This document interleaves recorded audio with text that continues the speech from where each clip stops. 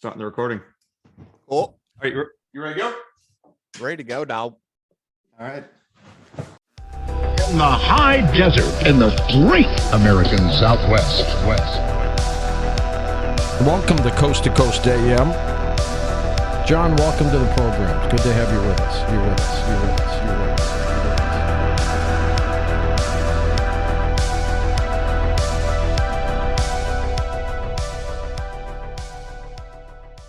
Welcome to Coast PM, the podcast.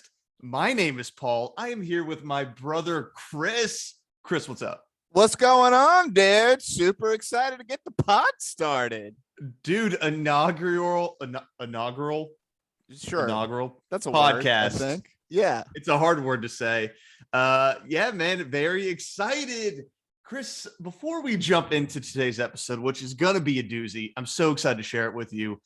Would it be helpful to our new listeners to share what the hell this podcast is? Yeah, what is Coast to Coast PM? So Coast PM is kind of a bit of both of our brainchilds, I think. You know, Chris, we've podcasted together before. We also are brothers and had to live together for 18 years of our lives. And maybe more than that, actually. More than that, you're right, because we were roommates for a while too. That's right. So one thing that I do know about you, Chris, is that you like the paranormal. I like a little paranormal. I like a little conspiracy. Yeah, you love both of those. I always remembered you watching Ancient Aliens when I was a kid. Love my Ancient Aliens. Love my late night History Channel. It's great stuff, man. And one of the things that I've gotten into recently, for quite a while, is a little radio show called Coast to Coast AM on AM. So AM. We're the opposite, being PM.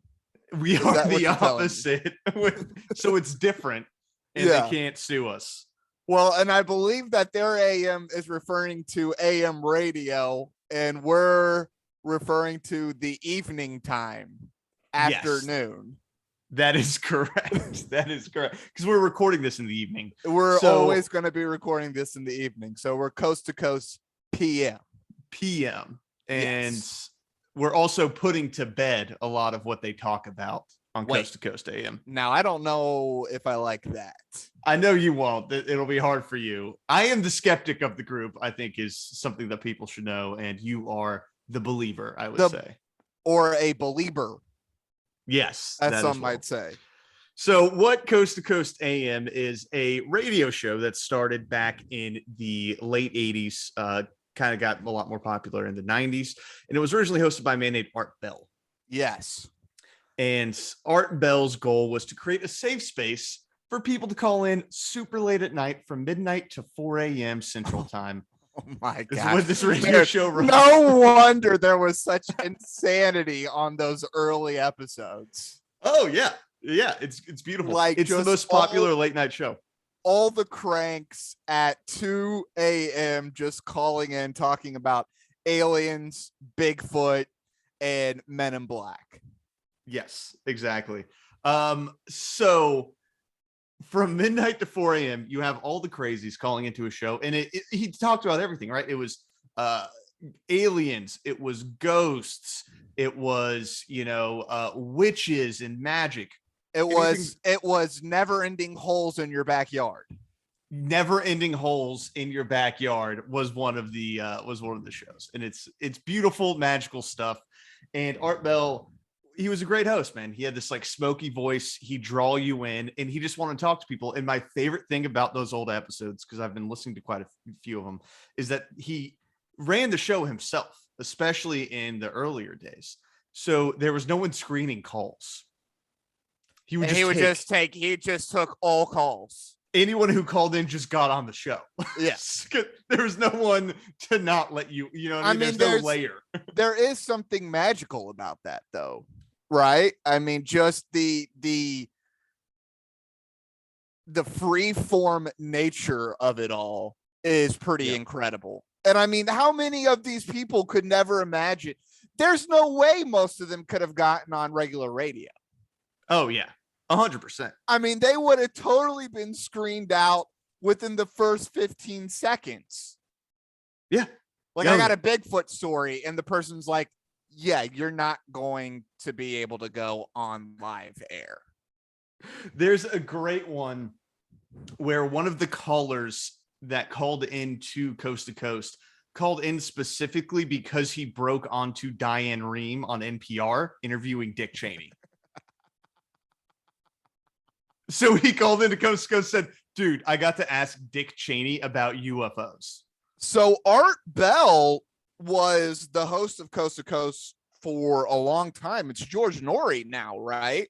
Yeah. So Art Bell retired in the early 2000s and then passed the torch to George Norrie, who runs it Okay. Then that's where I came across Coast to Coast, was George Norrie late at night in Fayetteville, Arkansas. And I fell in love with AM radio. It was like right talk radio. I was getting my afternoons with Rush Limbaugh, and then my late nights with George Norrie, Coast to Coast. It's a beautiful, beautiful time. And, you know, the thing about Coast to Coast that I love is that it's really anything and everything that can end up on it, you know? Yeah. Oh, so anything that is like outside normal. Well, and this really, to me, is in honor of Art Bell, because Art Bell actually did not like George Norrie. So how does George end up taking over Coast to Coast? He liked him initially. So okay. Art Bell's show honestly was a place for everyone to come together. When you listen to his shows from like the 90s, people would call in from like the evangelical far right all the way to like hippie Wiccans would be out and talking on Coast to Coast. And it was just a place for people who were just into weird shit. And you believe in aliens, you believe in ghosts, you believe in the occult. This is the place for you to call in, and it's a safe place where you wouldn't be made fun of, right? And you can express your opinions. Everyone has some kind of weird thing that they believe in. Exactly. And that one weird thing that you believe, you could call and talk about it with Art Bell. And it was cool. You know, it was cool. And he might crack a joke or two about it, but he was really down to earth. I'm an accountant, but I believe in angels. Exactly.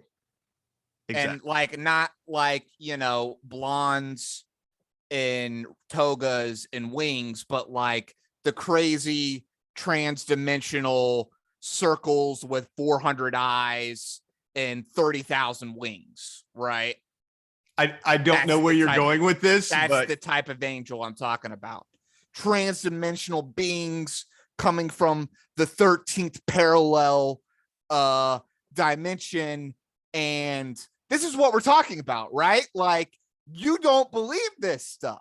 I don't know. I don't know what you're talking about. And there's going to be a very specific person who knows exactly what I'm talking about. There will be, and I hope that the real angels, dude, not these fake Christian angels. I'm talking about real angels. So bringing this back in. Oh yeah, so go George Norrie came on and he took over Coast to Coast, and he was like kind of like a weekend host who kind of fill in for Art Bell. So he was in the ethos or whatever, right? He was there. He was around, and he takes over after Art Bell retires. Art Bell comes back every once in a while. He runs like one day a week out of his house in the Philippines because he marries a woman. He lives in that's like classic Crank Island. Dude. Yeah. Classic Crank Island. You got to get out of America, go to the Philippines. You got to bail. And then he starts running a show called Midnight in the Desert, which is on Coast to Coast AM. And eventually he just comes out and is like, George Norrie is a piece of shit. The reason why is because George Norrie starts making Coast to Coast more political than it used to be. Right. So he starts kind of, you know, signaling to that the weird side of the right that's really into like drinking colloidal silver and what mainstream media calls alt-right, essentially. Yeah. Exactly. He teases them a bit more. He talks more about politics at the beginning of the segments, which Art Bell didn't do. Right. So that was kind of Art Bell's big beef, was that he was like, George Norrie in a direction that I didn't want him to go. Well, and George goes on Ancient Aliens all the time. He does, and he's also on Gaia TV. He has his own show on Gaia. What is Gaia TV? Gaia is a very strange subscription channel where you can watch people talk about anything from aliens with George Norrie and UFOs to like the Earth Mother to like speaking to dead Naturally. celebrities through psychics. It's Okay. it's All right. very But strange. it's kind of what Coast to Coast is, but for a streaming platform. Yeah, but also worse. It's Really? a lot worse. Yeah. Yeah. They just let anybody have podcasts and content these days, dude. They really do, and they need to stop. You need They to have, need to stop. Need to stop having content. like dude. why we shouldn't be allowed to make this show. We shouldn't be allowed to do Coast to Coast PM, We shouldn't, but we are. And but we're guess what- going to. Guess what we're going to do today, Chris? Oh God, So- please. What are we gonna do? So number one, I want to start off the episode because Coast to Coast's website at coasttocoastam.com has articles and videos that they post. And they're Well, hold up a second. Let's hold up a second. We're Yeah. still describing what the podcast is, right? yes. So we're you're jumping in too quick. I'm just too excited. I'm not supposed to be running this, dude. I'm excited. the crank. I'm I'm excited. the crank. All right. That's I'm what the podcast guy is gonna calling be. in. You're Art Bell. All right. All right. That's what the podcast is going to be, though, right? I want to start off with an article from their website, and then I want to All right. jump into a very specific episode. All so right. each episode of our podcast is going to be an episode breaking down an episode of Coast to Coast. All right. So, but we'll start at the very beginning with an article Yes. that you read, and I say how true it is the whole entire time. Yeah. You let me know how true you feel. it is. I on a scale of I believe this to my bones. That's what we're going to talk about. And then next we go into a weekly segment on whatever it is that was on Coast to Coast this week. Yes. Exactly. All right. Cool. That's And then the what show. and then we have is there another segment or is that those are the two things we're going to do? Those are the two things. So on We're not Coast going to Coast- do any phone calls? That's part of the second segment. Okay. So part of Coast to Coast is obviously the story and the interviewee, and then they always take calls. So Got to take the calls. we'll too. go to the open lines. Yeah. We Gotta go to the line. So, Chris, you want to start, or do we need more groundwork? Do we I need- think we've covered most of the groundwork. I'm confused. You know what I mean? I get so deep into the metaphysical that sometimes you got to ground me in the physical. And so I just wanted to make sure I understood how this podcast was going to work. that's exactly how it's going to work, and it's going to be a great time. We're going to be breaking down Coast to Coast episodes, Okay. and Coast to Coast articles because I'm addicted to it, man. I've listened to hundreds of hours of old and new Coast to Coast, and I just need to talk to someone about it because the shit's weird and wild, and it just needs to be talked about. No one talks about it. No one even knows what it is because no one is up that goddamn late to listen to it. So we are gonna go back and do old Art Bell episodes though, right? We definitely will. Today is Okay. a newer episode. It was Because an I was gonna episode- say I only know George Norrie, dude, and you've gotten me very excited about the occult Wiccans calling in because I'm going to say I never heard too many occult Wiccans on George Norrie. So one of my favorite Art Bell episodes that we will cover at some point is a woman who is being interviewed by Art Bell who claims that she's a satanic witch, like Okay. a real Satanist. Oh yeah, And then so many not a Levian not a Levian. who's actually just a hedonist. Yeah. A actual I worship Satan and tried to bring the Dark Lord back from the realms of hell. A Catholic Satanist where Oh, like in terms of- specifically. yeah, well, in terms of, like how the Catholic Church views Satan, this individual claimed to have believed that Jesus was real. He was the Son of God. He died for our sins. Satan is evil, and I work for Satan to try and bring about his reign on earth. Oh, nice. And so many angry Wiccans called in, and it was the funniest thing hearing these Wiccans bitch at this Satanist. It was great. So I didn't remember this. He allows people to call in and talk to the guests. Yeah, 100%. Yeah. That's the Oh whole- my That's the god. whole point. So you'll hear some of that today, some call-ins. Oh wow. So what I wanted to start with today, though, Chris, because we'll cover old Art Bell episodes. Today is an episode from February, But before we even jump into that, there was an article that I found on their website about a haunted doll. Haunted doll. So kind of a Chucky thing. Kind of a Chucky thing or an Annabelle thing. Or an Annabelle thing. I didn't see Annabelle because I just don't care about haunted dolls. You know, I watched the series that Annabelle came from, which was The Conjuring. And then the Annabelle movies were the prequel. I attempted to watch one of the Annabelles on a plane, and it was so bad that I had to turn it off. And wow, dude. You know that's a bad movie when you got to turn it off mid-flight. I've watched some shit on planes that I'm not proud of, and I never turn it off. I had to turn that one off. Well, you shouldn't be proud generally, but go ahead. So, tagline of this: watch. Security camera catches creepy haunted doll moving on its own? Question mark. Oh, okay. Yeah, terrifying. All right. So all right. I'm enticed already. Right? That's an enticing. That is some clicky bait. I'm enticed. I clicked on that bait. And let me read to you from the article. A spooky piece of security camera footage from England shows a purportedly... let's just hold right there before you get any further. If we're in England, dude, I mean, almost certainly there's hauntings going on, right? There has to be. I mean, so I'm already at, I believe it in my bones. You're already there. I'm already there. From the first, dude, you clicked on it. We're in England, security camera footage from England. Let's go. I'm pretty sure when you're in England, half the people you see are ghosts. That's just a fact. So purportedly, this haunted doll seemingly moving on its own I'm gonna restart this. No, dude, live, baby. This is live. All live. We're doing this live. This is live. Some suspect that a ghost child could have been playing with the toy. The weird scene reportedly unfolded last week in the town of Rotherham at the home of paranormal enthusiasts Lee and Lindsay Steer, who have turned their residence into something of a museum of haunted objects. According to the couple, the doll at the center of the eerie video had recently been sent to them by an anonymous donor who offered no insight as to why they had mailed the creepy doll to them. However, the answer to that question might be found in the footage captured by the camera in their home. I love that we're already that not only it's not like some random English person, right? Paranormal enthusiasts who have a museum of haunted things. Specifically, they have a collection of allegedly haunted dolls, which is man.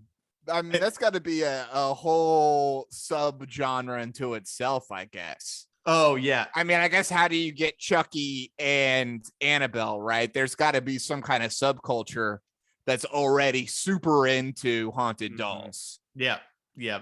And well, you know what I'm really happy for is that these two people found each other. Yeah. Because it takes a special type of person to want to collect haunted dolls. And the fact that they're a married couple doing it sounds like a great hobby. And bonding ritual for sure. Okay, keep on going with the article. All right, noticing that something was amiss, the newly acquired doll, the morning after they placed it with their collection, the Steers checked the security system that watches over their allegedly haunted objects at night and were astounded by what they saw. So true paranormal heads, though, you got to keep cameras on everywhere, dude, all the time. Because what if you don't catch it? If they didn't have the security camera footage, they wouldn't have seen this doll being haunted.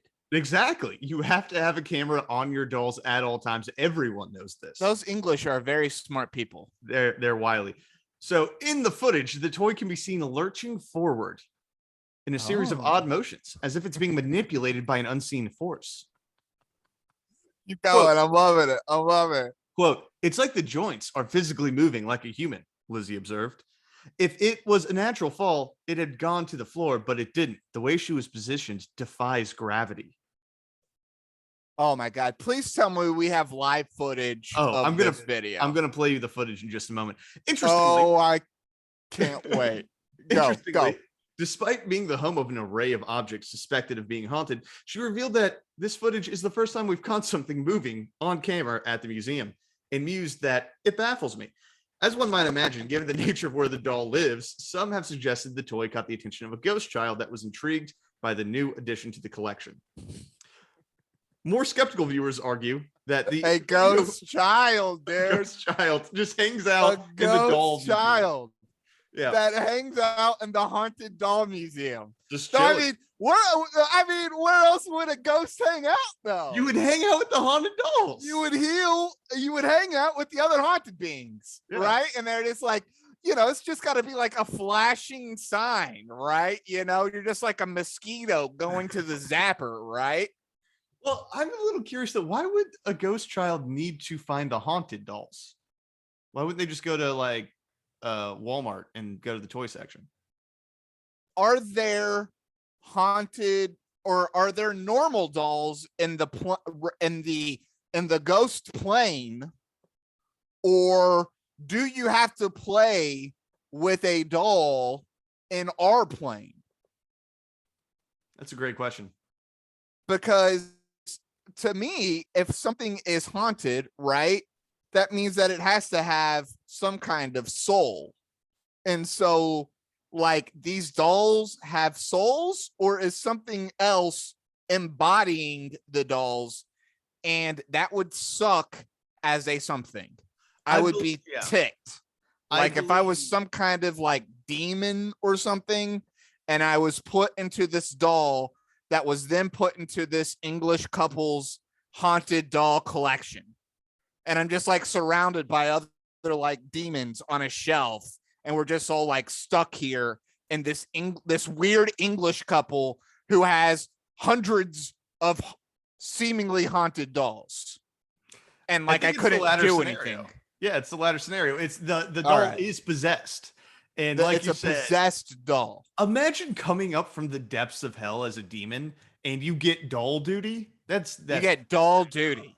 You don't even That's get a bad duty, dude. That's got to be some of the worst duties. Dude, it's like your demon buddy is the one in like The Exorcist who's like turning people's heads around and like vomiting and like cursing Latin, and then you get the doll. You get doll. What have you been doing for the last 100 years, Beelzebub? Well, I was on doll duty, and some asshole who I was supposed to be haunting sent me to an English couple for some reason, and they put me on a shelf. And so all I could do was lift up in the air in some seemingly defying gravity way, and they caught me on camera and they put the video on YouTube. Allegedly, Chris, because according to the article, more skeptical viewers argue that the skeptics. The polls. Yes. The polls are going to come in and ruin this for me. They argue that it's either a clever hoax or that the object's inexplicable movement was a natural event that seems paranormal by virtue of where it happened. So that's the end of the article. All right. Their articles are very short. And I would just like to call it the fact that, Chris, what I'm about to show you, they've described as an inexplicable. Inexplicable. So inexplicable means it cannot be explained. It cannot be explained. And we'll put the video in the show notes. We'll drop in the show notes, but I know this is an audio format. So, Chris, do you mind just describing to me what you see right now? What I'm looking at definitely does look like a British person's room. They even so much have the Union Jack with a ghost in the middle, just so I would know that this is in fact a British person who loves ghosts. Yes. And now I'm also seeing what does appear to be one too many dolls on a bookshelf. A lot of dolls. They are all somewhat creepy. But I'm actually a little surprised because they all look like these dolls have been like made since the 80s. They're not old dolls. These are not like old, creepy porcelain British dolls. These are like modern plastic dolls. Yeah, they are made from petrochemicals for sure. They are not. That doesn't seem like the type of doll that could get haunted. Dude, some of these, they look like 2000s dolls to me, honestly. Oh, dude, yeah. I mean, yeah, like, definitely. Like, definitely. All right. If you're listening to this and you played with dolls, one of your dolls is up here. So let me draw your attention to the bottom left of the screen, Chris. All right, bottom left, I'm looking at the doll that is not on the shelf. Yes. Okay. All right, and that's it. That's the inexplicable movement. It just it has a big head, dude. The doll has a big head and it just falls over. It leans over slightly. And that got a whole article on Coast to Coast AM. It got an entire article on Coast to Coast, that movement. Oh, man, dude. The paranormal world must have been a little slow this week. You know, I missed the days when we didn't have video footage and someone could have just told me that there was a doll moving in their house, because that is way more intriguing than that video. Wow. Yeah. Holy cow. So I'm going to go down to just, I believe it. I don't believe this. I don't believe this to my bones. This is just a regular belief. Could be a little haunted, but it definitely looked like it was just a fat head doll that wasn't quite placed properly and it just fell over. I think that's most likely what it was. If I had on a scale of 1 to 5, I give that a 1. I'm not impressed with it. Not impressed, dude. But you know what? They made it onto Coast to Coast. So good for those weird British people who collect haunted dolls. The Steers, dude. So if you're ever in Rotherham, England, make sure you stop by the haunted house, or not the haunted house, the Haunted Doll Collection Museum. Yes, it's going to be a wonderful time for you and your friends. You might see a doll kind of fall over because it has a fat head. Because it's got such a big head. It's got such a fat head, top heavy doll. So that was our wonderful article from coasttocoastam.com. What an article, dude. What a way to start out, dude. You had me at hello and then you lost me at goodbye, dude. Yeah, that's how you do it. And so the episode that we're going to be digging into today, Chris. So let's transition to the episode part of our foray into Coast to Coast AM today. This is where a gentleman named Jason the Horse came on and was interviewed by host Ian Punnett. So Ian is a host that does fill in for George Norrie sometimes, and he is the one who has a direct line to Jason the Horse. Jason the Horse. So before we get into who Jason the Horse is, I just wanted you to hear the introduction to Coast to Coast. This is how Ian opens the show. All right. I just think it's the perfect kind of microcosm of the vibe of Coast to Coast. All right, vibe me, baby, weird. Vibe me. Greetings, Mr. and Mrs. Middle America and all the ships at sea. This is Ian Punnett on Coast to Coast AM, and to the hostile invading alien armies hovering silently outside Earth's atmosphere, hiding behind their cloaking devices, very cleverly. Remember, eat the Canadians first. You may be attracted to Canada like the rest of the world is watching right now, because apparently it's rocking Northern Lights this week. What are the ships at sea? No idea. Also, eat the Canadians first. Aliens hiding in your secret ships. That just brought me so much joy. For sure, though, definitely go after the Canadians first. You got to eat the Canadians first. So they have poutine. They do, and it's delicious. It's pretty good. It is delicious. So the gentleman that is on today's episode being interviewed is Jason the Horse. And Chris, Jason the Horse is what's called a therianthrope. And he claims that he has the living soul of a horse and is trapped in a human body. So this is the introduction of Ian meeting with Jason. Been too long, buddy. It has. I think if it's okay, I'm just going to keep referring to you as Jason the Horse, because that has become your name on the show. There were so many people that are convinced of your sincerity and your authenticity that I think it's really the only name that really applies. So he's been on the show multiple times. He's been on the show about 4 times over the past 10 years. And this is a man who believes he has a horse in his body. He believes he has a horse soul. He has been trapped in a human body. He is a horse in a human body. Did he choose the name Jason, or that's just his name?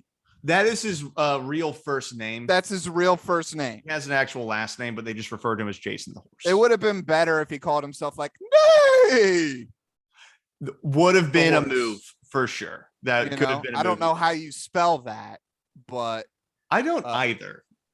All right. So anyways, he is a horse stuck in a middle-aged man's body named Jason.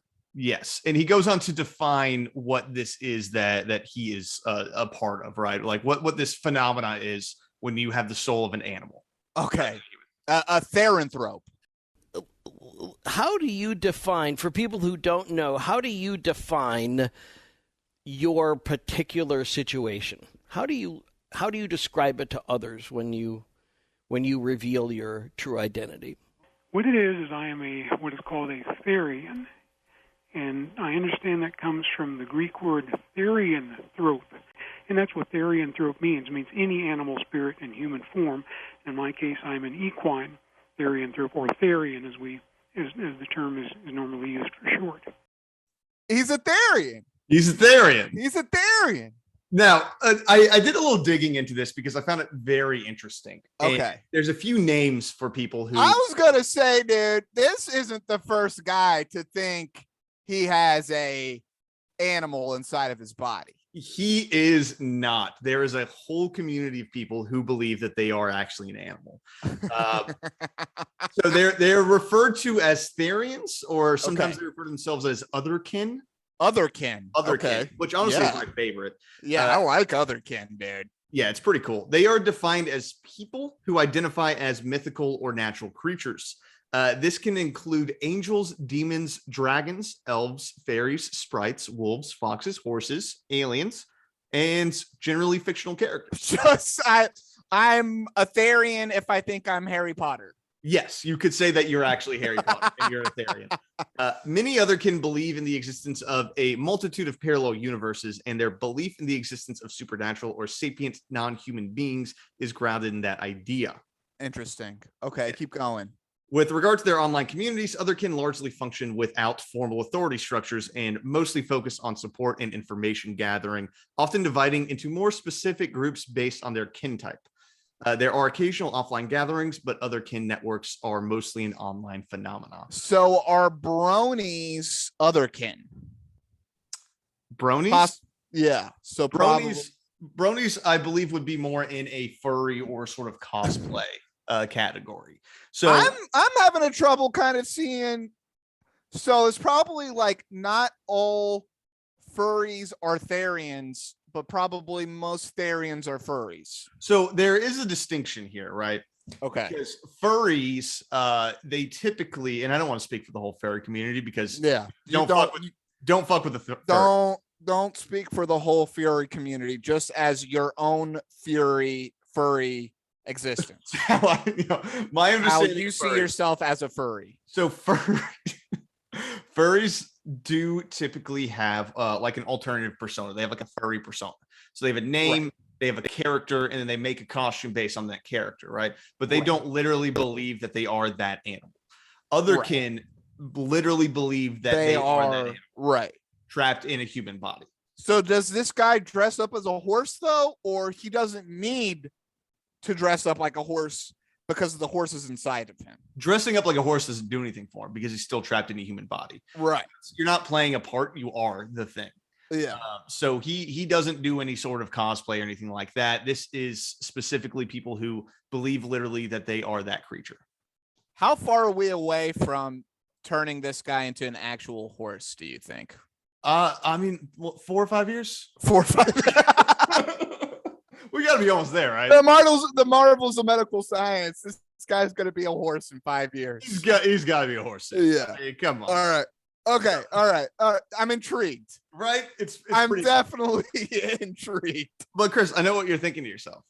You know, you're in a human body. When did you realize you were a horse? Yeah, it had to be relatively early on. It was very early on. Very early on. His first memories are seeing a sugar cube and being like, man, I'd really like to eat that. I'd lick the shit out of that. I would like a bag of oats attached to my face, please.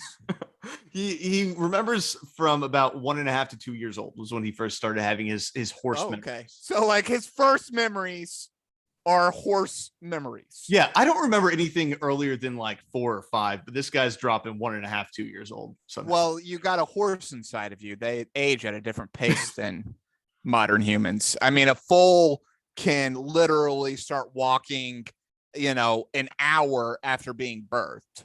It takes us years. Honestly, that's a great point. In some cases, I'm still not walking by myself.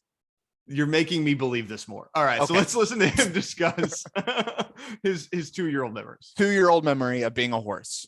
When I was about 1.5 to 2 years of age, there was an incident where my mother and father and I had gone downtown in the car. My mother was holding me, and there was one of those large billboard signs, and it was for the old, I couldn't read obviously at that tender age, but I remembered the logo. That's how I remember. It was a billboard for BOAC, the old British overseas air carrier. And what it showed was an oblique view of an English countryside, with the fields, the hedgerows, and the stone fences. And as I looked at that, suddenly, from out of nowhere in my mind, I suddenly found myself, in my mind, remembering trotting down a road pulling a 2-wheel cart. And it felt very good. I enjoyed that. I didn't, of course, at that age, I didn't even try to analyze. I didn't know what. So he just had this memory of trotting down a road with a cart. Yeah.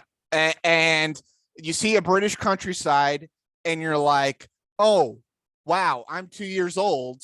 I must have been a horse. You gotta, that's the only explanation for this, honestly. I'm a horse stuck in a human body who likes, that's almost even better than like wanting oats trapped on your face. It was just like, I'm trotting down an English countryside.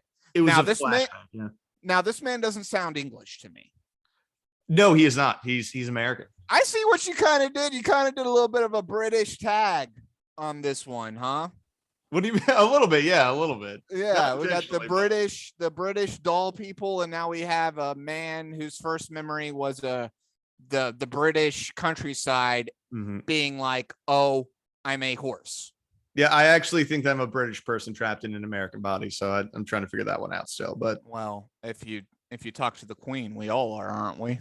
That's true. That's true. Bunch of damn rebels. A bunch of bastard rebels.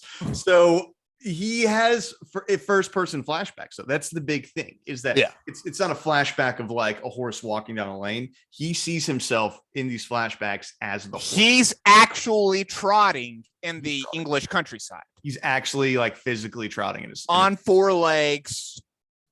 Here's an A. It's himself. He's the one neighing. Exactly. Okay. So let's listen into one of his many flashbacks, because he goes into a lot of these stories. It's all flashbacks, baby. Yeah. And it was a first person point of view. So as you were saying that you had the memory of you trotting down the lane, it wasn't you remembered looking at a horse doing that. You were seeing it through the eyes of a horse trotting down the lane.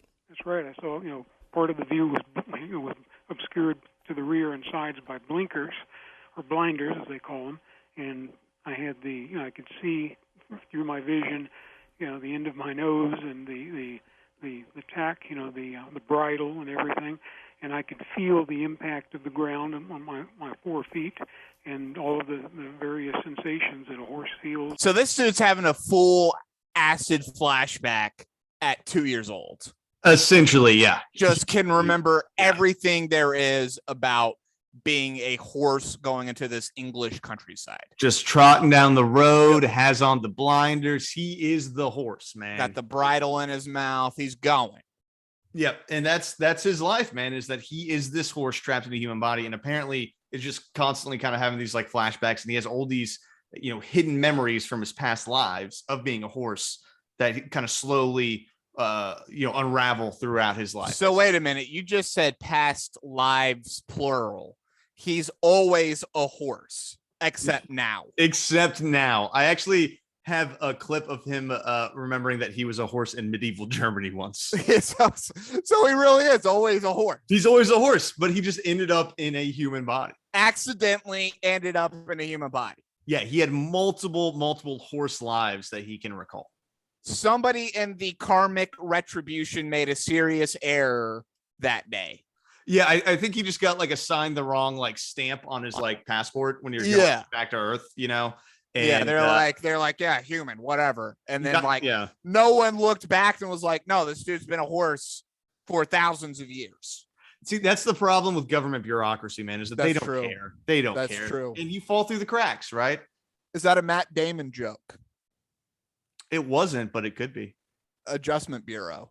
Oh, that's a great movie. I still Oh. love that movie. All right, go ahead. I want to hear about medieval German horse. There was one in particular, the first time I ever saw an overcast sky in the evening where there were breaks in the overcast, like thin lines between the clouds where you could see the dimly lit blue sky beyond it. And I remember the first time I saw that, that triggered another memory where I was somewhere, I'm pretty sure it was what is now northern Germany, quite a long time ago. I couldn't give an exact date, perhaps sometime in the Middle Ages, I would guess, where I was a large black horse going across a dark valley from where I had been to a village with a rider on my back. And I remembered seeing that village, a few of the torches in the distance reminded me of warmth and hay, that there was a place for me that was waiting for me when we arrived there. I have no idea who the person riding me was or what we were doing or why, but I just remember that. All right, so he's going through mostly Europe Mhm. as a horse. Yes. So it's a very European horse. Very European horse. Apparently is never an American horse because all of his memories are from Not an Europe. American horse, not an Asian horse, not an African horse. Very specifically a European horse. Very European horse. And that does feel a little problematic now that you call it out like that he just thinks he keeps being reincarnated specifically in Europe. Well, this is always kind of my problem with people when they start talking about reincarnation, because they're always somebody important, right? Yeah. Nobody's like, I was a bricklayer in early Aztec, 100 BC. Like, no one has that story. It's always like, I was a prince, I was a hero, I was a general, I was whatever, it's like, no, listen, you were a dingleberry like the rest of humanity always is. Yeah, it's like in feudal Europe, 99.9% of the people were starving farmers. But somehow farmers. Everyone was a prince if you right past life. Exactly. You were just roaming around trying to get a potato. That's all you wanted, was one potato. That was most of your life, was trying to get a potato if you were good enough to live. Yeah. And then guess how you die? You, like, at age 30, you have diarrhea to death. That's diarrheaed yourself to death. That was it. That was no one is giving me that story in their past life. I'd believe it more if I heard more of that, honestly. Yeah, I died of diarrhea 20 times throughout my past lives. This next portion is about how difficult it was for him being a horse trapped in a human body because he couldn't figure the human body out. The human body is nothing like a horse's body. It's very different, and it caused a lot of problems for him developmentally. Go, baby. I can't wait. I can't wait. And there were other things, too, that for example, as I got a little older, my parents were perplexed because I didn't, and it's true, it took a while for me to learn how to use my fingers and especially my thumb properly. There was nothing pathologically wrong with them, no neural pathway problem or anything. I just simply didn't know how to manipulate them. I mean, I would pick up a spoon with my 4 fingers and wrap around them, and then they showed me, no, you use your thumb in opposition to that. And that's because I'd never had such appendages before. How could I possibly have known how to use them?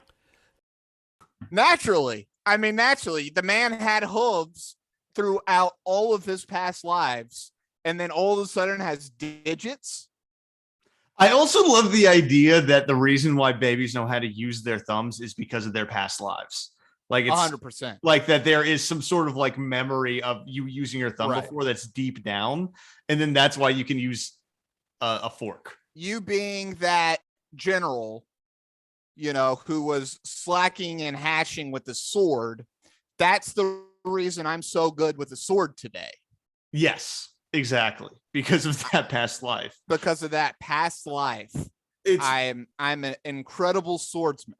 It's basically Assassin's Creed. All of your ancestors' memories are like encoded in your genes. It's like Right. that, but with your soul. All of your memories are there, and it teaches you how to do things. Right. And sadly, this guy has only ever been a horse. He's only ever been a horse, and you know what? It not only causes problems with opposable thumbs. Chris, you may be aware of this, but horses walk on 4 legs and not 2. They do. I've heard this, and I may have seen it. And this very much threw this guy off his entire life up until now. Right? Please tell me he's walking around on 4 legs. He is not, but it's really hard for him to walk on 2. Okay. I have to maintain a mental image of my body as a vertical biped in order to not fall down. I've always had to do that all my life, and it's the kind of thing that you don't ask other people about, because it's like it'd be like picking up something and saying, "Does this look red to you?" I mean, how would how would another person know? I just thought it was just natural, but I've always been that way. He's just always had trouble walking on 2 feet. He has to give a mental image of himself to walk. Right. Because it's that difficult. I am a horse stuck in a human's body. I can't use my 4 legs. I have to think all the time I'm walking on 2 legs. Yes. This man is constantly thinking about walking. He has to think about walking. Wherever he goes, he's always like, I'm walking on 2 legs right now. Yes. It's a struggle, dude. Imagine how exhausting that would be, though. Exhausting. Having to constantly think about it's like thinking about breathing. Like if you had the soul of a fish in a human body and you're like, I have to breathe air. This horse recorrective surgery is going to do wonders for Jason the Horseman. I am honestly going to be so happy for him if it ever does occur, because this man. What if he does just like get this horse surgery and then just like takes off and we're like, holy crap, this dude was like a horse. So on previous Coast to Coast episodes where he was interviewed, and on this one, they dedicated 3 hours to Jason the Horse, 3 straight hours of just. He's a fan favorite, dude. He is. They love him. And on previous episodes, they had horse experts call in and start quizzing him on horse things, and he got them all right. He didn't miss anything. And he got all of it. That man knows his horses. Well, then, I mean, I would hope that if you were going to do a whole number about being a horse, that you would know some things about horses. Well, not only does he know a lot of things about horses, Chris, he's actually written a book as well. About being a horse. The book is called "What If You Are a Horse in Human Form?" That's the question. By Jason the Horse, and it's available on Amazon. You can buy it. What if you're a horse in human form? That, I mean, it does all the work for you. It does. It's great, and I almost bought it because I was like, "This guy is amazing." It does all the work for you. What an incredible title. It's Oh beautiful. my God. Okay, It's keep beautiful. going. Keep All right, going. I'm in love with this. We'll jump into the next clip. This guy, honestly, dude, he romanced me. I am so in on his story at this point. So let's jump to the next clip. Well, I am a draft horse in general, and specifically the Shire draft horse. And I learned about that one day I was in the school library and I was reading a book on horses, and it was a book published in Britain, and it showed a picture of a team of Shires pulling a beer wagon, and it identified that breed. And when I read that word, it just I'd never heard that word before, at least as applied to a horse. And when I saw that picture, it just had an odd. I said it aloud to myself several times quietly because it had an odd, familiar ring to it, even though I'd never heard of a horse with that breed name before. And you're even more specifically a black Shire draft horse. Yes. Okay. So he's got a specific breed down. He's got it down to the breed. He's a black Shire draft horse. And he's like, holy cow, this is me. I didn't know. I've been wondering what kind of horse I've been my whole entire life.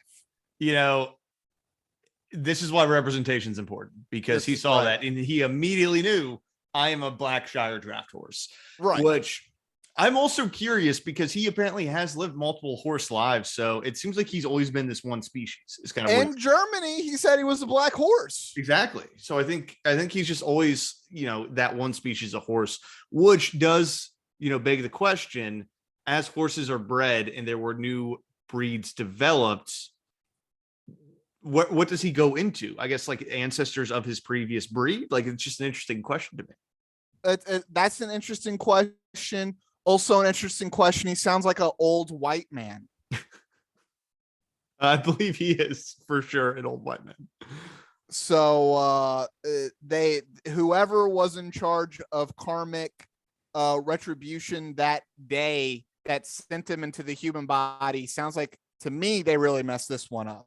You know, an old white man in America probably did fine. So I don't really know what the play was here. But yeah, he's got it narrowed down to the species, man. He knows what he's doing. But the thing is, he's not the only person on this earth who is a horse trapped in a human body. Well, I would think not. There is a network of them. There's a whole community of Lorians. There are Therians. Therians. And not only that, but they are high up in the United States government. Who is a horse human in the United States government? I'm just saying, he has friends with top secret security clearance who are also horses. Dude, I think Joe Biden might be a horseman. He may. I mean, do horses eat ice cream? I know they lick a lot of salt, and it's pretty similar. We'll go with it then. Yes, Joe Biden is salt. a Thorian, baby. Yeah, Therian. A Therian. All right, so here's just a little bit about some of his buddies, some of his horse buddies. I've since discovered in later years that I'm not the only one. In fact, there are people I know in my situation, one of whom who was can't say much about him. He served in the Air Force and still has a top secret security clearance, and naturally he doesn't tell many people about it either because he wants to keep that top secret security clearance. But he's a draft like I am, not the same breed. I better not even identify it, or people might be able to identify him from that. They might be able to identify him by the breed that he is. Which I am so curious how that is the case. Like, if you name his breed, he is going to be outed in the Air Force and lose his security clearance. Like, what? How the fuck would anyone connect that? Dude, I love that, dude. It's just like, I can't even imagine because there's no way this guy is telling people this, right? No, there's no way. I mean, Jason the horse admits that he doesn't tell anyone he knows because they'll think he's insane. He only goes on the radio and talks to strangers about it, which fair. I respect that. It's easier to talk on a radio anonymously than like have to look someone in the face. But I just don't understand how this guy is going to be outed by his breed. I love it. It's great. All right, so we have high clearance, security clearance people who are horses or possibly other types of animals or mythical creatures stuck in human bodies in the highest reaches of American government. Exactly. So that probably means that we do have some lizard people. Potential. Now, here's the thing. We talk a lot about the lizard people, especially on Coast to Coast, but I don't think the horseman agenda is discussed enough. What do these horsemen want? What do they want? Oats and sugar cubes. A lot of oats and sugar cubes. This is why we grow so much corn in America. It's because the horsemen have taken because of the horse. All the fucking corn. Dude. Oh my god, dude! It's candy. And why is everything packed with sugar? I mean, we have sugar in foods that never needed sugar. Yep. And Americans don't eat horse. Many other cultures do. I think we have started our own conspiracy on our first episode. I think we just got there. I think we got there. But it's all making a lot of sense to me. It's starting to track, but it may come off the rails here in a second, Chris, because there's also horse ancestors that talk to Jason the horse. He's got all these past lives, so I would imagine so. He's in touch with the old horse spirits. So he's divining horse spirits. Exactly. Okay. Yes, they are communicating with him. All right. Who are the horse ancestors, and what is your relationship to them? Horse ancestors are the collective spirits of all horses who have ever lived, who are alive now, and who are yet to be born. And I am one of them as well, and so is every living horse. Any horse you may have seen, even the scruffiest little Shetland pony is one of them also. In other words, it's a collective of all of us. Whoa, why is he hating on Shetland ponies, dude? Because he's a Shire horse, dude. There's a hierarchy, and he's yeah, with the Shetland ponies. Shetland ponies. Stupid pony. Well, what's really interesting about his canon, if you will, is that typically reincarnation in a religious sense is seen as a way of like moving up or down a chain based on right. karma, right? Yes. Like the more you improve, the better of a situation you're going to get until kind of you reach the ultimate pinnacle. And what he is saying is that it's more similar to like Wheel of Time, where you just kind of get thrown back in constantly, but you're always the same thing. Right. Yeah. Yeah. So there's horse conscious bubble. Yeah. And you come from horse bubble and you go back to horse bubble. It's very fascist. It honestly, it is a little fascist. It's incredibly fascist. It's everyone's the hierarchy of, I mean, I'm sure if you could be the best horse there is, right? But you're always a horse. Yeah. You can never rise up. You are in your preordained position, and you are where they want you to be. Yeah. Right. And who is they, man? So somebody really screwed up. Someone really making screwed up by a human. They should not have. I mean, according to this lore, he should not be a human right now, right? Because ultimate screw up. Yeah, someone shit the bed, big time. Yeah. So this is like the Ted Danson and Kristen Bell, The Good Life, or The Good Place. The Good Place. Well, the Good Place wasn't a mess up though. They all were supposed to be there because they were actually in the bad place. Spoilers. You spoiled it for everyone. It's it's like in the Adjustment Bureau where the angel falls asleep and then spills the coffee on himself or whatever and like completely botches the play. Yeah. It's like someone fell asleep. Somebody fell asleep, pressed a button, and they were like, "Oh, that horse isn't a human."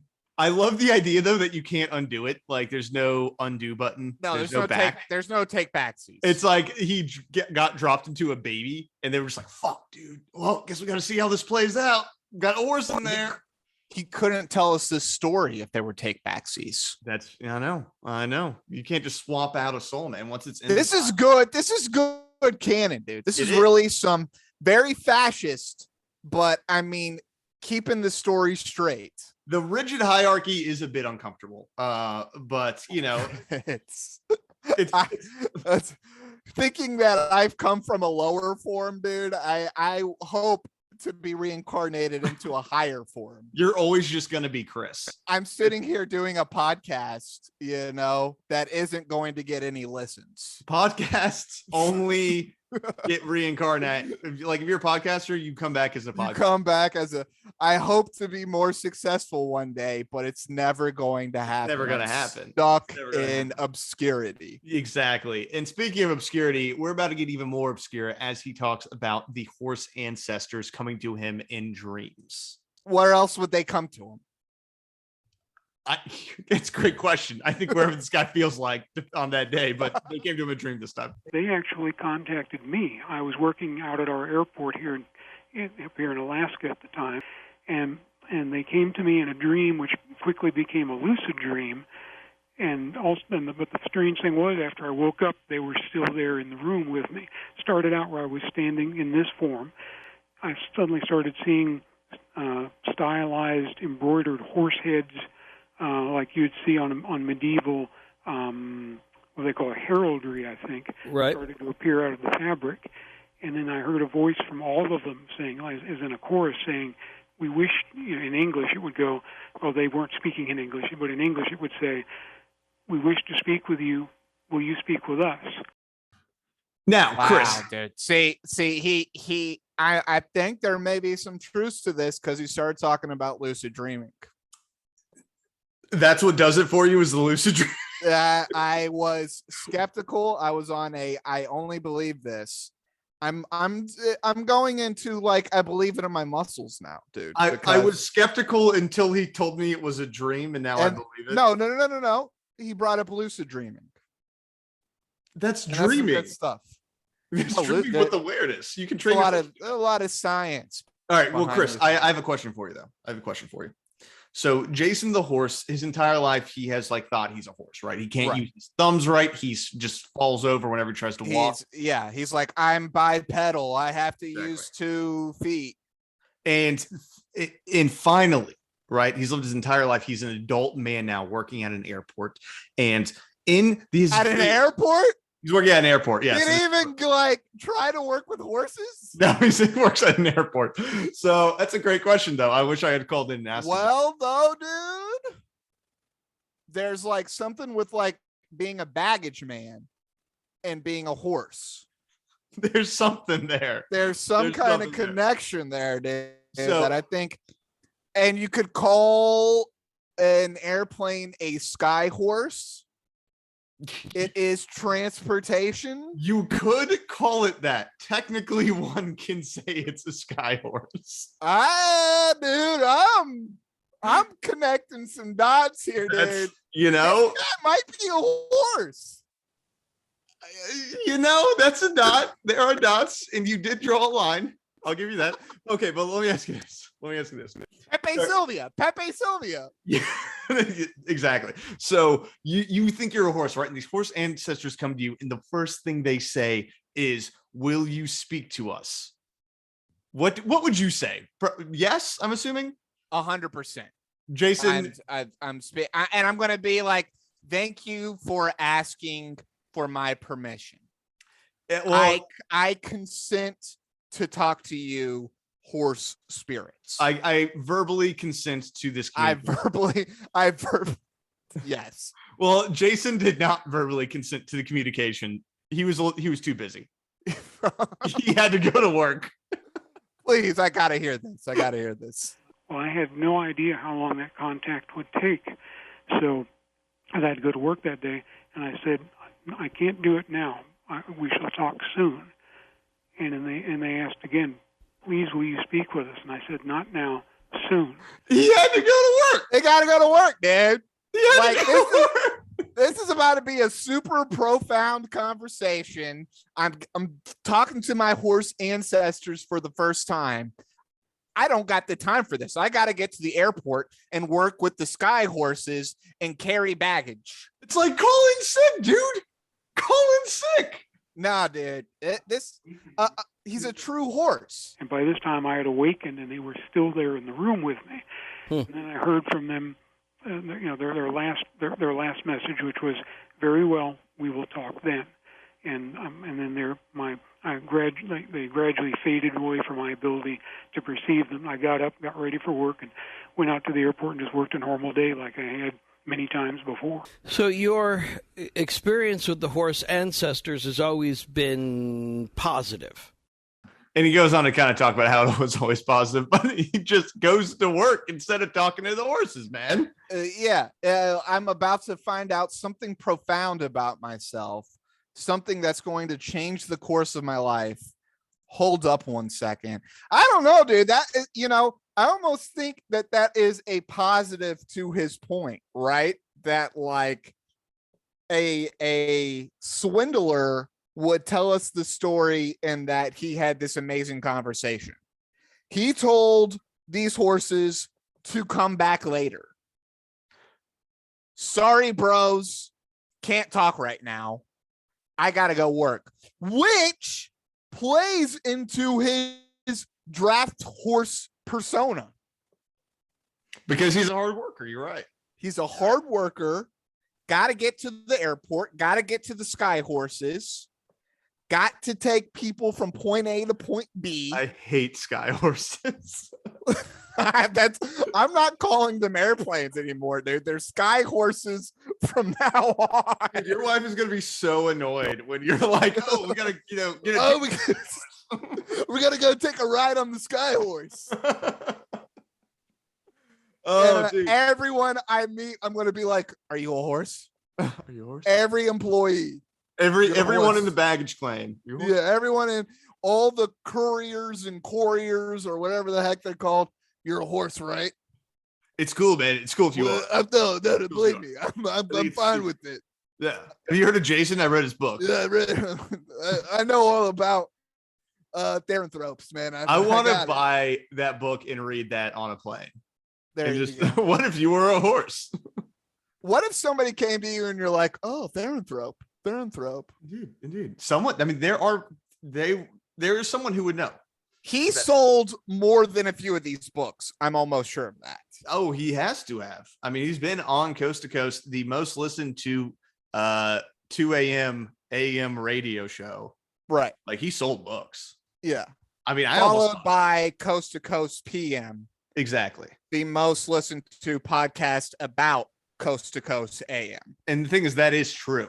That is That is true. technically true. We haven't been able to find one. There's not one. I looked really hard.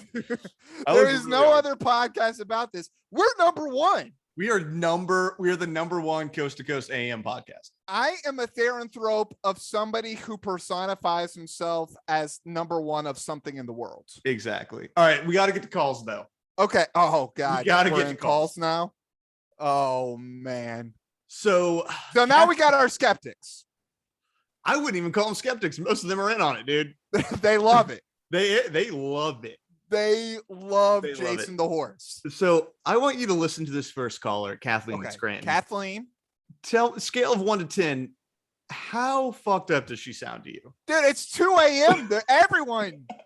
By You're now it's 3. It's 3 a.m. by now. It's 3 a.m. You're either fucked up on being like mentally ill, a third shift worker, security guard, or you've had too many drugs and too much alcohol. Those are really the only options. Those are the only options. Those are the only options. Those are your only options.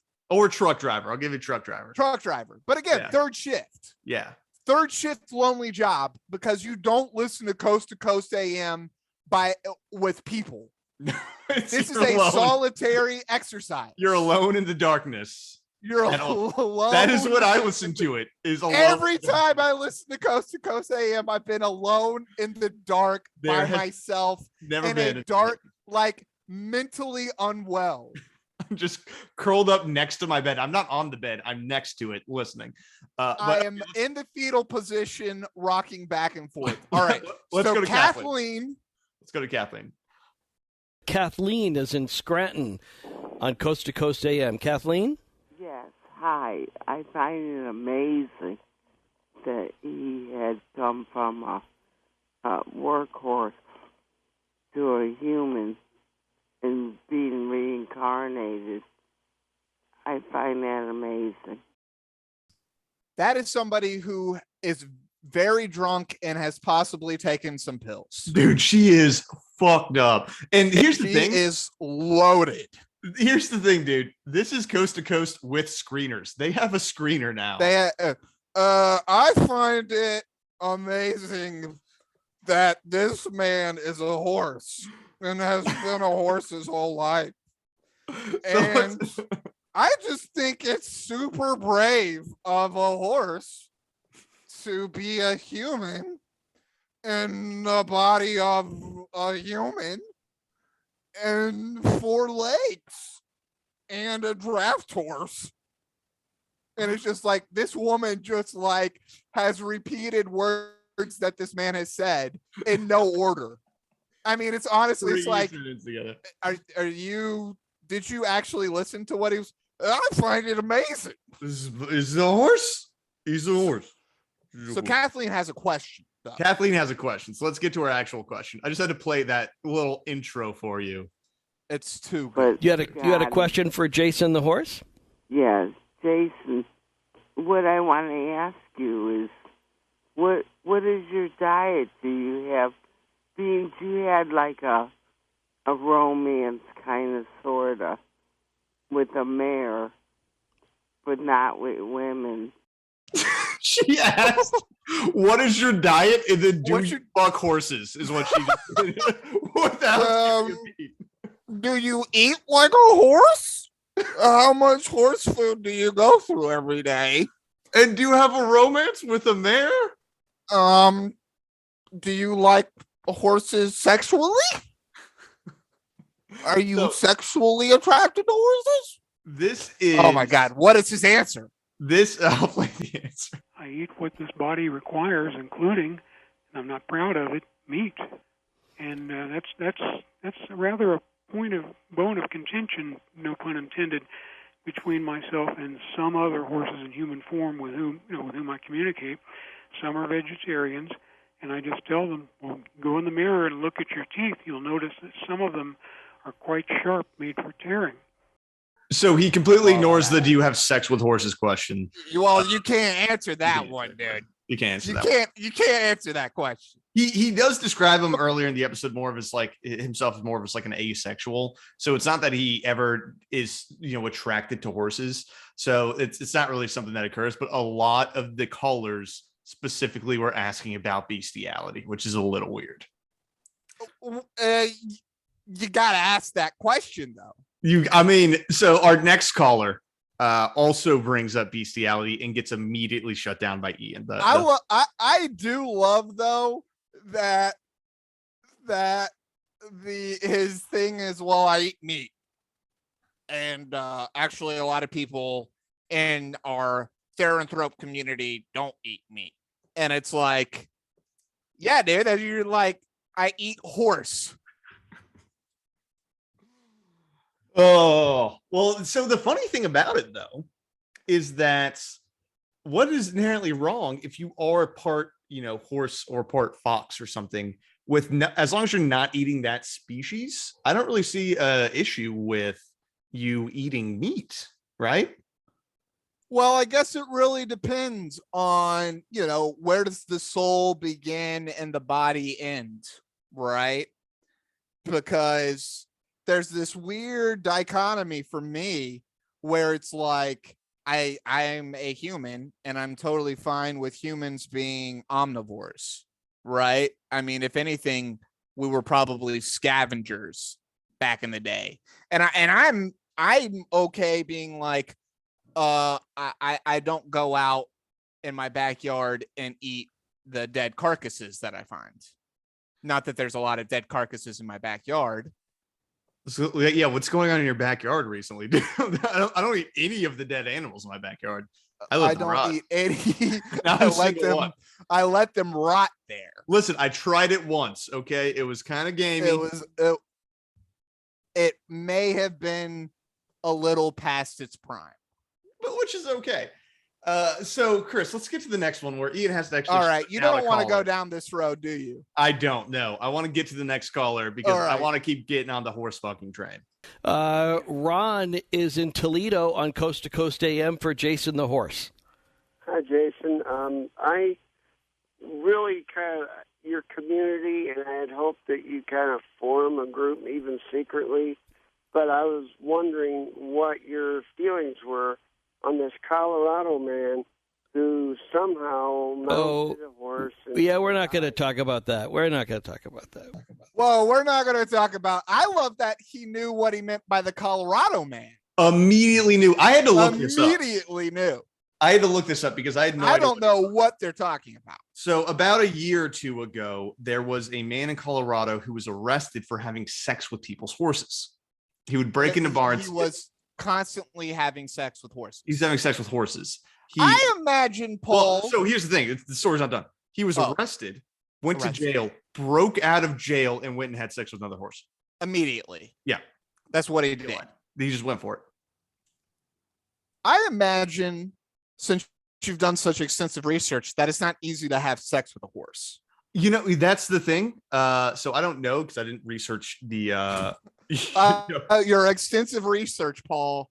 Well, how did you find out that people have sex with horses? From the Colorado man. that I just Googled Colorado man horse, and it was the first thing that came up. It was the first hit. First thing. It was easy to find. But I imagine it is not super easy. But also you have to imagine the horse probably doesn't even really notice much. Pretty good researchers that Coast to Coast AM has.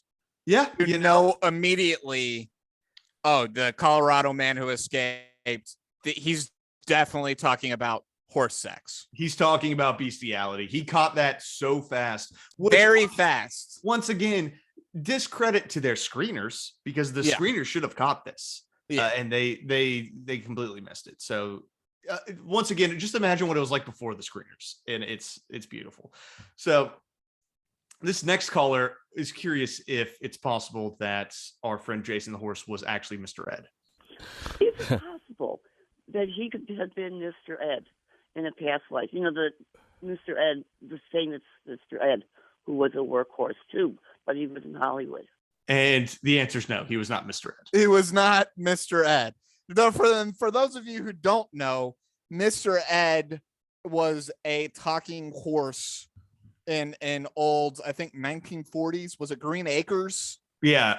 Very old, very smart horse who could like respond to commands and stuff. And they would like give the horse peanut butter, which is how they would like make the horse's mouth move. Yeah. Because it like was trying to ungum its mouth.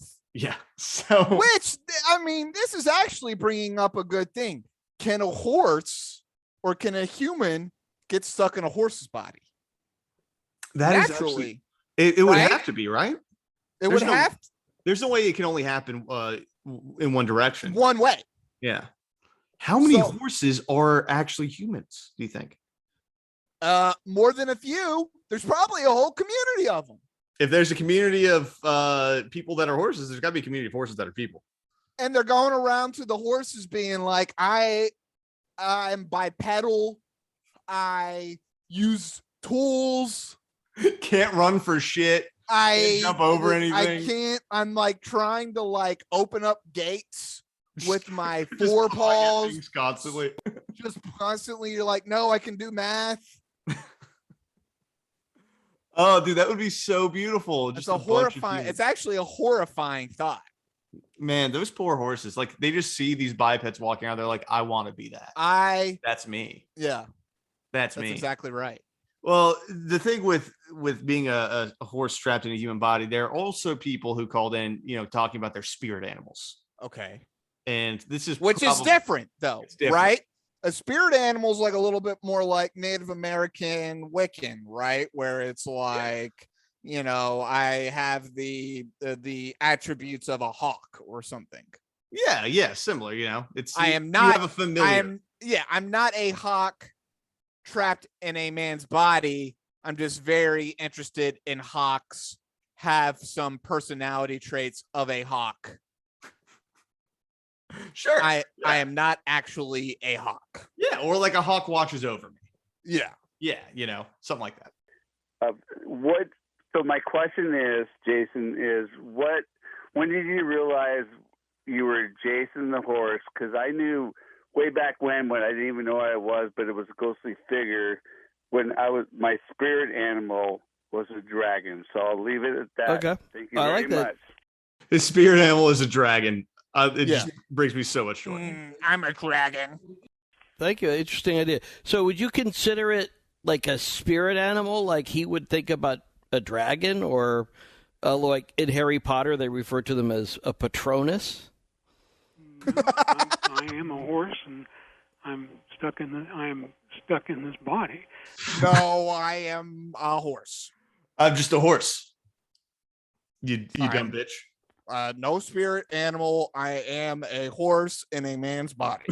So what a loser, though. I almost give Jason a little bit more credit, because this loser being like, my spirit animal's a dragon.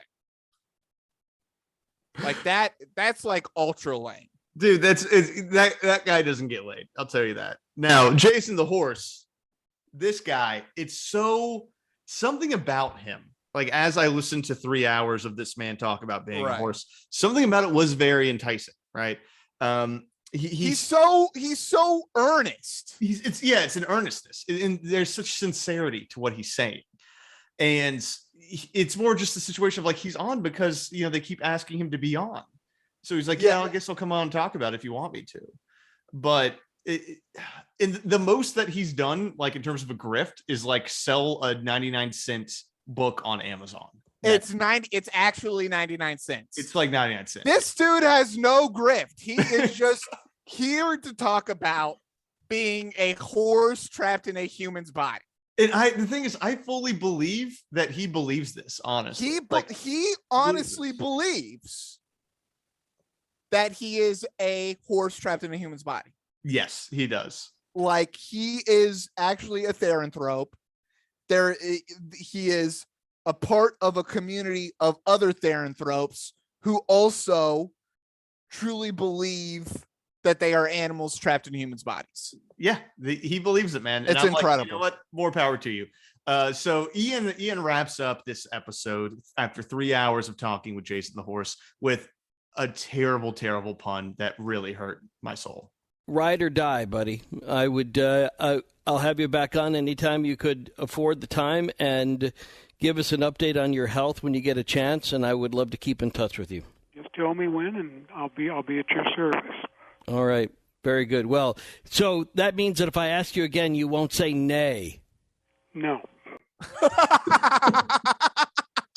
Dude, no way. That ruled, dude. That totally. I love the. Won't say nay. I love the ride or die at the front end, and just end it with a nay, dude. I mean, couldn't say it better myself. Well, at one point in the episode, they come back from break, and he's like, I don't know if anyone else heard this, but I think I heard Jason the horse neighing when he laughed. So he asked him straight up, like, hey, were you neighing when you laughed? Because I guess he thought his laugh sounded like a neigh, and then Jason the horse was just like, no, I was just laughing, dude. No, I don't. No. I'm not gonna neigh. I'm not a fucking sideshow, Ian. Okay, I'm that's exactly right. In a man's body. Yeah, I'm here for your fucking entertainment. That's right. That's exactly right, dude. And that's the earnestness. Yeah, right. Like, this isn't some kind of like sideshow Barnum and Bailey like freak show, right? Like, this is a man who believes he is a horse trapped in a man's body. Yeah, he's not playing into the bit. Like, it reminded me of Nightmare Alley, where it's about the carnivals, right? And it's just so many people playing into a bit and running a grift. This guy doesn't play into the bit. There's no grift at all. He's just like, yeah, I'm a horse in a man's body. What's up? And if you got questions, I got answers. Yeah, I'm here. Whatever you want, as long as you're respectful about it. He will answer your questions. And I'm a black draft horse. Yes. And Shire that's horse. Shire draft horse. Black Shire draft horse. Yes. Who was in England as well as Germany at one point. Yeah. And very European. Very, very incredibly European. And that is the story of Jason the horse, live to you from Dude, what a way to start out. I thought we were going to be doing aliens or cryptozoology or something and you start me off with Jason the horse, dude. And I got to tell you, man, I'm pretty excited. I debated how to start. There were so many good episodes, but for some reason I think about this episode more than I should. And I had to talk about it with you because it's so interesting. Jason is just like, you don't even really feel bad for him or anything. No. This is just a man who thinks he's a horse and like lives his life believing he's a horse. And you know what, man? More power to him. He's not hurting anyone. He's not, like you said, he's not grifting anyone. He's selling his book for 99 cents. I mean, he probably could have sold it for $5. Yeah. Even then, I would have been like, it's not much of a grift. No, it's a book on Amazon, man. So he's not going around giving talks. Yeah. This is just a man who's like, I'm a horse. Yeah. And I love it. So that was our first episode. There's going to be plenty of aliens and cryptozoology and Hollow Earth coming up on the podcast, but this just felt like such a strong way to start with Strong. Jason the horse. Very strong. As well as I definitely want to dive into. You could say maybe we're a couple of workhorses. You could say that. You could say that. You won't say nay. It feels like where we should shut this down. Oh my God, dude. First pod of Coast to Coast PM. Coast to Coast PM. I think that's been the show. I think we close things down from here, right? Is that we're just gonna hard stop. Do we got a wrap-up segment? I don't have a wrap-up segment, dude. I can't believe we just talked about a man who thought he was a horse. All right, on 1 to 5 draft horses, Chris, how much do you believe this man is a horse? Oh, dude, I give it a full sky horse. You give it a sky horse? That's off the chart. I give it a full. Actually a horse. I give it a full. The horse spirits are talking to this man. The horse spirits are talking to this. I'm going to disagree as the skeptic, the resident skeptic here. I give him 1 out of 5. I don't believe this man is a horse, but I give him 10 hearts because I love him so much. He has a horse's heart. He has a horse's. It's a big old horse. It's a gigantic heart that will probably mean he will die of a heart attack at a young age. Yeah, because of gigantism. I love him. I hope he's back on the show soon. He's going through. Love you, Jason. Yeah, he's going through some health problems. Hope he comes out on the other side okay. But yeah, I think he's great. I think he's fantastic. Wow, dude. And you didn't even give us like a George Norrie or an Art Bell. You gave us like a third-rate host, dude, and it was still awesome. Listen, we started in like tier 3 host. Yeah, he's not even in terms of the backup hosts. He's not even one of the good backup hosts, in my opinion. But dude, he got the horse guy. Like, how good can you be? You got the horse guy, and that's got the horse guy. Oh, it's because he's the horse guy. You know, he's the horse. So he's the guy that always does the horse. He always does the horse interviews. That's his shtick. Yeah, it's his source is the. Is it worse to be the horse guy host or the horse guy? I think being the horse guy sounds awesome. I know that's what I'm saying. I think it's worse to be the horse guy host. Yeah, host. I think Jason's having a great time. Yeah. So I'm here for him. He's just dreaming about running in that English countryside. He is, and it's a beautiful world that he's in. And I wish him. All right, dude. Coast to Coast PM. That's been Coast to Coast PM. My name is Paul here with my sweet brother Chris talking coast to coast. Sky horse, dude. That was a real sky horse of a first episode. Well, drop us 5 stars wherever you're listening to this to help other people find it. We're brand new. We need the help. And if you listen to it and you like it, send it to a friend because they need to know more about Jason the horse. Got to. You got to. That's been the show. Much love. Thanks, everyone. Later.